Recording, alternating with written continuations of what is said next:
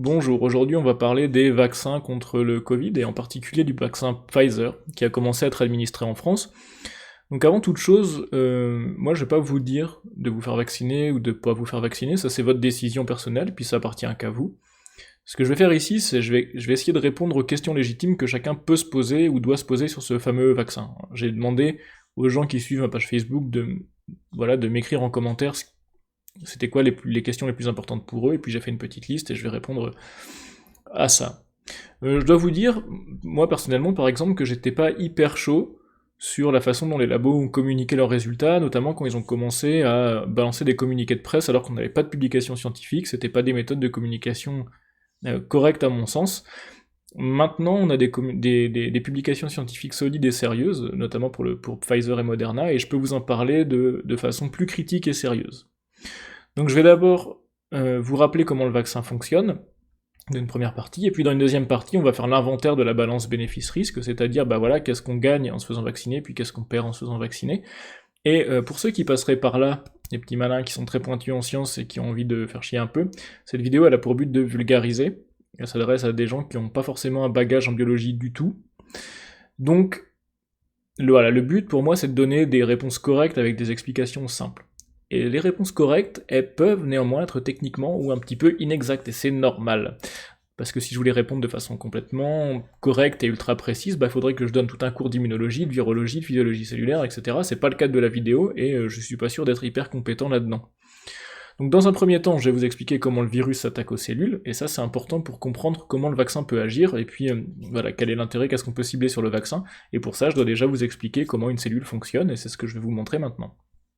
Donc le fonctionnement normal d'une cellule, en accéléré, vous allez voir, c'est vraiment pas très compliqué. Une cellule, c'est constitué en gros d'un noyau, ici, qui va contenir l'ADN, un cytoplasme, ici, qui contient tout un tas de trucs intéressants pour le fonctionnement de la cellule, et puis une membrane qui entoure la cellule. Les cellules, elles fabriquent des trucs en permanence. Par exemple, certaines cellules du pancréas produisent de l'insuline. Et comment elles font ça? Eh bien, c'est simple, le gène codant pour l'insuline est contenu dans l'ADN de la cellule. Ce gène, il est transcrit en une séquence ARN qui contient la recette pour fabriquer l'insuline. Cet ARN sort ensuite du noyau, où là, toute la machinerie cellulaire va traduire cette séquence ARN en insuline. Et puis cette insuline, elle va sortir de la cellule, etc., elle va être excrétée, et ça c'est le fonctionnement normal d'une cellule. Donc ça c'était le fonctionnement normal d'une cellule, et c'est un mécanisme important à comprendre pour comprendre comment SARS-CoV-2, le virus responsable de la Covid-19, infecte nos cellules. Donc je vais vous expliquer ça, et d'abord je vais vous décrire un peu la structure de SARS-CoV-2. Donc SARS-CoV-2 c'est un virus à ARN, donc il est composé d'une enveloppe, ça forme une espèce de bulle. À l'intérieur de cette bulle, de cette enveloppe, on trouve de l'ARN qui va contenir les plans de fabrication du virus. À l'extérieur de cette enveloppe, collée dessus, on retrouve plein de molécules, dont une en particulier, la protéine S, que j'ai représentée sous forme de triangle, qu'on appelle aussi la protéine de spicule ou la protéine spike. Cette protéine, elle joue un rôle crucial dans l'infection à SARS-CoV-2, et je vais vous expliquer pourquoi. Quand un SARS-CoV-2 arrive à côté d'une cellule, par exemple une cellule de poumon, eh bien sa protéine S va se lier à une molécule présente à la surface de la cellule de poumon, c'est une molécule qu'on appelle le récepteur ACE2. Et grâce à cette fusion entre la protéine S et le récepteur ACE2, le virus va rentrer dans la cellule. Là, ce qu'il va faire, c'est qu'il va libérer son ARN dans le cytoplasme de la cellule infectée, et puis là, la machinerie cellulaire va automatiquement, à partir de l'ARN du virus, fabriquer des molécules qui vont servir à fabriquer des nouveaux virus. Et c'est pour ça qu'on dit que le virus pirate la machinerie cellulaire. Il est incapable de se reproduire seul, mais il peut le faire en utilisant la machinerie cellulaire de la cellule infectée. Donc une fois que tous ces nouveaux virus ont été produits, eh bien ils vont sortir de la cellule, et puis aller infecter d'autres cellules. Donc on l'a vu, le virus rentre dans la cellule grâce à la protéine S qui se lie au récepteur ACE2. Cette liaison, elle est de type clé-serrure. Ce qui veut dire que la protéine S, elle doit avoir une forme lui permettant de s'emboîter sur le récepteur ACE2. Si le virus mute et a une protéine S trop différente, c'est ce que je vous ai représenté ici en modifiant la forme de la protéine S, eh bien la liaison, elle ne peut pas se faire, et le virus ne peut pas se reproduire parce qu'il ne peut pas rentrer dans la cellule. Donc on sait que chez SARS-CoV-2, même s'il y a des variants, la protéine S, elle est toujours présente, et elle a plus ou moins toujours la même tête. Donc si on veut apprendre au système immunitaire à reconnaître SARS-CoV-2, eh bien il lui suffit d'apprendre à reconnaître la protéine S. Et on voit bien que cette protéine S, elle a un intérêt majeur, parce que si on arrive à la faire reconnaître au système immunitaire, alors celui-ci, il va attaquer toutes les protéines S qu'il rencontre, et il va détruire les virus qui voudraient rentrer dans l'organisme qui présentent cette protéine S à la surface. Donc apprendre au système immunitaire à reconnaître cette protéine S, c'est tout l'enjeu de la vaccination, et en gros, il y a 3 stratégies pour faire ça. La stratégie classique, très schématiquement, c'est de cultiver des SARS-CoV-2, de les tuer à moitié par exemple en les chauffant, et puis de les injecter. Donc les virus, ils gardent leur forme, et ils provoquent une réaction immunitaire, mais ils sont incapables d'infecter les cellules, notamment parce que bien leur ARN est dégradé. Le problème avec cette technique, c'est qu'on ne sait pas trop bien ce que le système immunitaire va apprendre à reconnaître. Si c'est la protéine S, c'est très bien, mais si c'est un autre truc comme la protéine M, bah c'est pas top top. Pourquoi ? Parce que la protéine M, elle est potentiellement plus variable. En plus, cette technique, bah, elle nécessite de cultiver une grande quantité de virus de SARS-CoV-2 dans les labos, ce qui, bah, pour des raisons de sécurité, pas forcément top top. Une autre solution, on pourrait se dire, c'est d'injecter directement la protéine S, pour que le système immunitaire, il apprenne à reconnaître cette protéine S. Le problème, c'est que fabriquer une protéine, c'est pas forcément facile.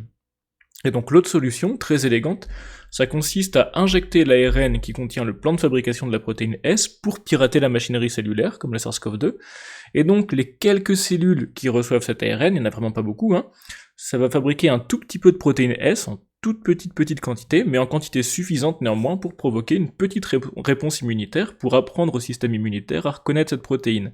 Et ça, c'est la solution qui a été choisie par Pfizer et Moderna, qui sont les vaccins administrés en France et en Suisse. Moderna pas encore, mais en tout cas Pfizer est administré en France et en Suisse. Et c'est ça qu'on appelle les vaccins à ARN. C'est pas très compliqué finalement, vous voyez bien. Le vaccin ARN, il est vraiment tout bête, hein, c'est une petite boule de gras avec de l'ARN codant pour la protéine S dedans. La petite boule de gras, elle sert à ce que l'ARN rentre dans les cellules parce que la membrane des cellules, elle est aussi composée de gras. Et une fois que l'ARN est dans les cellules, eh bien, il utilise la machinerie cellulaire pour fabriquer des protéines S. Ensuite, l'ARN est dégradé, et puis les protéines S sont excrétées et reconnues par le système immunitaire, et on acquiert l'immunité face à cette protéine S, et donc face au SARS-CoV-2. Ok, maintenant que vous savez comment le vaccin fonctionne, on va parler un petit peu de la balance bénéfice-risque, et cette balance, elle s'apprécie à plusieurs niveaux, il y a plusieurs façons de regarder. La balance bénéfice-risque, c'est simplement de dire... de faire un peu le bilan de ce qu'on risque ou ce qu'on ne risque pas, si on a le Covid, si on a le vaccin, etc. C'est pas facile à quantifier, mais on le fait tous les jours, hein. Par exemple, à chaque fois que vous prenez la voiture, il y a un risque de mourir, bon bah vous prenez quand même la voiture parce que le risque il est négligeable par rapport au bénéfice que vous en tirez, qui peut être par exemple de tirer un salaire en allant travailler. Bon, donc on va faire la balance bénéfice-risque.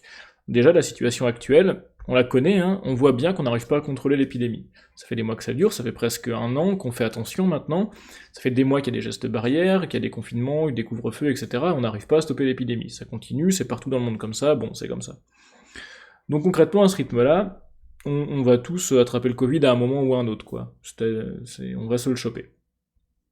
Et le risque de mourir du Covid, c'est 1 sur 200. C'est 0,5%, donc c'est une personne sur 200. Il y a une personne sur 200 qui meurt du Covid. En France, si on pondère avec la pyramide des âges, c'est même plutôt une personne sur 150. Et à ça, il faut rajouter les dommages permanents, comme les fibroses pulmonaires, les Covid longs, etc. Et ça, c'est si on hospitalise les personnes. Hein, parce que les personnes hospitalisées, il y en a beaucoup, si on les hospitalisait pas, elles mourraient. Si on lève les mesures sanitaires, par exemple, on va se retrouver avec un système de santé complètement débordé, et puis bah, on pourra pas soigner tout le monde, et puis ce sera plus une personne sur 200 qui va mourir, mais plutôt environ une personne sur 20. Et il y a des gens qui ont d'autres maladies qui vont mourir également, parce que ce sera des maladies qui sont pas soignables. Toutes les personnes qui ont des accidents, des polytraumatisés, etc., c'est des gens qui vont mourir si le système de soins est saturé. Voilà. Et il y a autre chose qu'il faut prendre en compte, c'est qu'il y a beaucoup de personnes de plus de 65 ans qui dirigent des PME, qui sont patrons de PME. Et or, avoir plus de 65 ans, bah, c'est être particulièrement à risque de mourir du Covid. Donc imaginez, si le Covid se répandait dans l'ensemble de la population, si tout le monde était touché, le nombre de patrons de PME qui décéderaient. Et économiquement, pour le tissu industriel, etc., c'est très très compliqué de s'en remettre. Donc les problèmes du Covid, on les connaît, hein. Et c'est pas jojo, c'est vraiment pénible. Et en face, on nous propose un vaccin qui permettrait d'annuler la circulation du virus, et puis donc d'éviter d'avoir tous ces morts, cette économie à l'arrêt, nos vies qui sont un peu contraintes, etc. Et la question c'est, est-ce que ça vaut le coup ? Est-ce que c'est plus dangereux de se faire vacciner que de laisser l'épidémie s'écouler, et puis de choper le Covid ? Est-ce que c'est vraiment efficace, etc. Donc il y a beaucoup de questions sur ce vaccin, et c'est normal d'avoir ces questions-là, moi aussi je me les suis posées, et je vais essayer de vous y répondre. Déjà, la première question qu'on m'a posée, c'est pourquoi est-ce que le vaccin il a été développé si vite, alors que c'est une technologie qu'on connaît pas, qui est nouvelle, etc. En fait, Les premiers essais de ce type de technologie, ça remonte à 1989, donc c'est vraiment pas quelque chose qui est nouveau, hein. On a quand même pas mal de recul sur la technique, qui est très simple à mettre en œuvre. Alors c'est vrai que c'est le premier vaccin humain déployé à grande échelle sur lequel on a cette technologie, mais voilà, c'est une technologie qui est pas du tout inconnue, et qui est même plutôt très simple dans le principe. Ensuite, il y a autre chose, c'est que comme l'épidémie elle fait rage en ce moment, bah c'est très facile de tester l'efficacité d'un vaccin, parce qu'il y a beaucoup de contamination, donc si on vaccine deux groupes, bah c'est facile de voir quel groupe a le plus de gens qui sont contaminés. Avec une épidémie qui circule, c'est très simple de le faire. Euh, il y a autre chose qu'il faut voir, hein, c'est que l'ensemble de la communauté scientifique dans le monde, elle contribue en ce moment de près ou de loin à la lutte contre le Covid. Donc il y a vraiment énormément de moyens de recherche qui sont mis en place sur les thérapeutiques, sur les vaccins, etc. Et donc forcément on va beaucoup plus vite. Par contre, il y a quelque chose qu'il faut vraiment avoir en tête, c'est que le vaccin Pfizer, et l'ensemble des autres vaccins d'ailleurs, ils n'ont eu aucune dérogation pour la procédure de validation. C'est-à-dire qu'ils ont suivi strictement les mêmes évaluations que tous les autres vaccins pour avoir leur autorisation de mise sur le marché, donc il n'y a pas eu de procédure accélérée ou de passe-droit, etc. C'est vraiment les mêmes protocoles. La deuxième question qu'on m'a posée, c'est est-ce que l'ARN peut s'intégrer dans le noyau de la cellule? En fait, est-ce qu'on peut avoir l'ARN qu'on injecte dans le vaccin qui va s'intégrer dans nos cellules, dans notre ADN? C'est une question qui est intéressante et c'est pas facile d'y répondre. Je vous renverrai un article de Tania Louis que j'ai mis en description.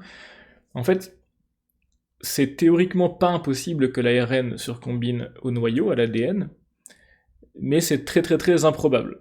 Et c'est pas quelque chose qui est spécifique au vaccin. Le fait que l'ARN puisse rentrer dans un noyau, c'est pas spécifique au vaccin. Ça peut arriver avec n'importe quel ARN, mais il y a vraiment très très très très très peu de chances que ça arrive.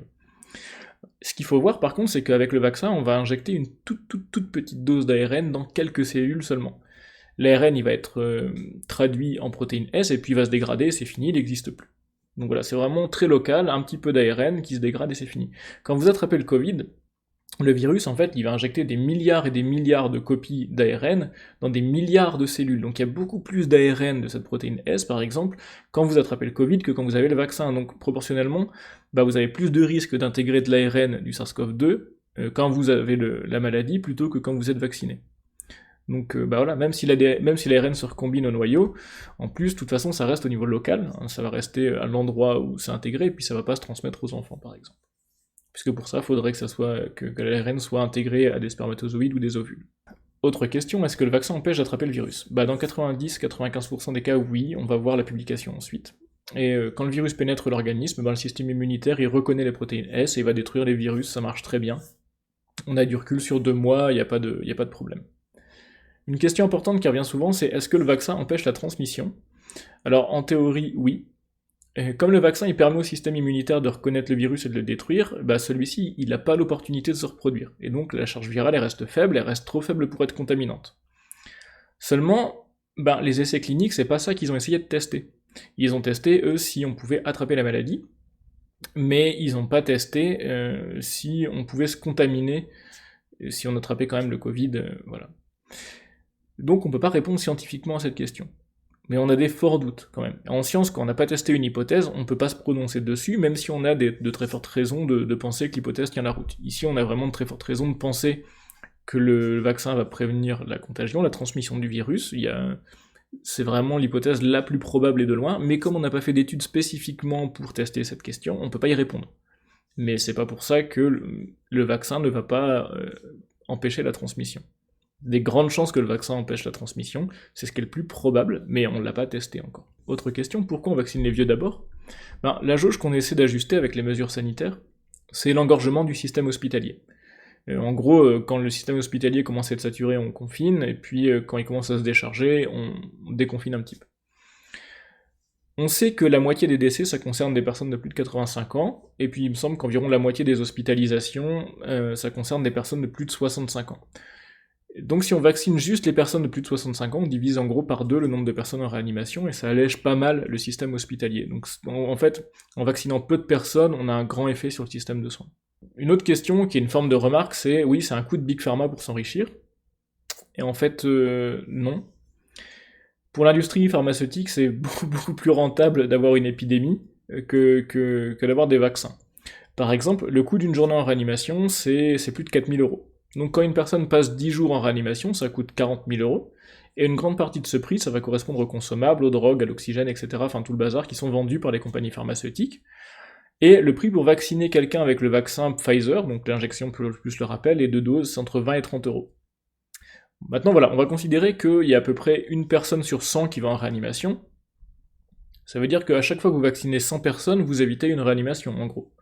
Donc quand vous dépensez 3000 euros pour vacciner 100 personnes, bah vous économisez potentiellement 40 000 euros de dépenses en réanimation pour cette personne. Donc on dépense vraiment beaucoup moins d'argent aux compagnies pharmaceutiques en vaccinant qu'en laissant l'épidémie se répandre. Maintenant, quels sont les risques spécifiques associés au vaccin? Et ben ça, c'est hyper intéressant, et je vous propose de regarder ensemble la publication scientifique qui permet de répondre à cette question. Donc je vais vous expliquer, on va lire ensemble cet article qui a été publié dans le New England Journal of Medicine et qui parle de l'efficacité et de la sûreté, de la sécurité du vaccin qui s'appelle ici BNT162B2, et ça c'est le vaccin Pfizer. Ok? Donc c'est une étude très classique avec placebo, donc un essai randomisé contrôlé avec un groupe contrôle placebo. Ça, ce que ça veut dire, c'est qu'il y a des gens à qui on va donner le vaccin, il y a des gens à qui on va injecter autre chose, ça va être de l'eau salée, en gros, hein. Et puis on va regarder, on va comparer ces deux groupes. Donc concrètement, ce qu'ils ont fait, c'est qu'ils ont pris plein de gens, entre à peu près 20 000 personnes qu'ils ont vaccinées, 20 000 personnes à qui ils ont injecté autre chose qu'un vaccin, mais qui ressemblait à un vaccin, et puis ils ont relâché les gens dans la nature, et ils ont regardé, quand ils ont laissé les gens vivre leur vie, en fait, puis ils ont comparé le nombre de gens qui ont été infectés au SARS-CoV-2. Ça c'est en gros donc les gens qui ont récupéré qui ont chopé la Covid-19. Ça c'est en gros le principe. Si on veut regarder plus dans le détail, il y a cette figure qui explique tout bien. Donc il y a 44 820 patients qui ont été, qui sont inscrits pour cet essai clinique. Il y en a 1272 qui n'ont pas été randomisés, donc qui n'ont pas été attribués à un des deux groupes, placebo ou vaccin, donc qui ont été exclus. Parce qu'il y en a qui sont retirés, il y en a qui rentraient pas dans les critères d'éligibilité, etc. Donc voilà, il y en a 43 548 qui ont été randomisés, donc qui ont été assignés à un des groupes. Et là-dessus, il y en a 21 720 qui ont été assignés au groupe pour recevoir le vaccin, et 21 728 pour le placebo. Donc voilà, on voit qu'entre l'injection de la première dose de vaccin ou la première dose de placebo, il y a eu des petits problèmes. Il y en a 316 qui n'ont pas reçu la dose 2 parce qu'il y en a 4 pour le placebo, hein, donc même pas le vaccin. Donc il y en a 316 qui n'ont pas reçu la deuxième dose de placebo, parce qu'il y en a 96 qui sont retirés, 86 qui étaient plus éligibles, il y en a 61 qui ont été perdus de vue, sur 18 000 c'est pas énorme, il y en a 5 qui sont tombés enceintes, donc ça tombait plus, il y en a 18 qui ont eu des effets secondaires importants qui ont justifié le retrait de l'étude, alors qu'ils ont reçu le placebo, ils n'ont pas reçu le vaccin. Il y en a un qui est mort, et puis il y en a un qui s'est trompé de médicaments. Puis dans le groupe vaccin, on voit aussi, il y en a un aussi qui est mort, il y en a 4 qui sont tombés enceintes, face à peu près kiff-kiff, et puis ici on a les effectifs finaux. Donc voilà, c'est très bien écrit, hein, quels gens ils ont sélectionnés, pourquoi, etc. Quand on regarde la composition des groupes, ici vaccin et ici placebo, et ben on voit qu'on a à peu près les mêmes proportions d'hommes et de femmes, les mêmes proportions de différents groupes ethniques, par exemple 82,9% de blancs, 82,9% de blancs à la fois dans le groupe contrôle et dans le groupe vaccin, etc. Donc les groupes sont très bien équilibrés pour les âges, etc. Puis donc après, ce que je vous disais, ils ont relâché les gens dans la nature, et puis ils ont dit, puis ils ont regardé, voilà, quand les gens se faisaient infecter ou pas. Donc ça, c'est la figure principale de l'article. En bleu, vous avez le groupe placebo, donc les gens qui ont reçu quelque chose qui n'était pas un vaccin, et puis en rouge, le groupe placebo. Et ce que les courbes représentent, c'est la proportion de personnes qui ont été infectées par le Covid-19. Et on voit que globalement, les gens qui ont reçu le placebo, ils se font infecter, alors que les gens qui ont reçu le vaccin, ils se font pas contaminer, et ça, ils sont pas contaminés à partir à peu près du 12e jour. Voilà, ils sont immunisés. Alors que ils n'ont pas encore reçu la dose 2 à ce moment-là. Donc voilà, c'est quelque chose qui est assez intéressant, on voit que le vaccin, il marche très très bien.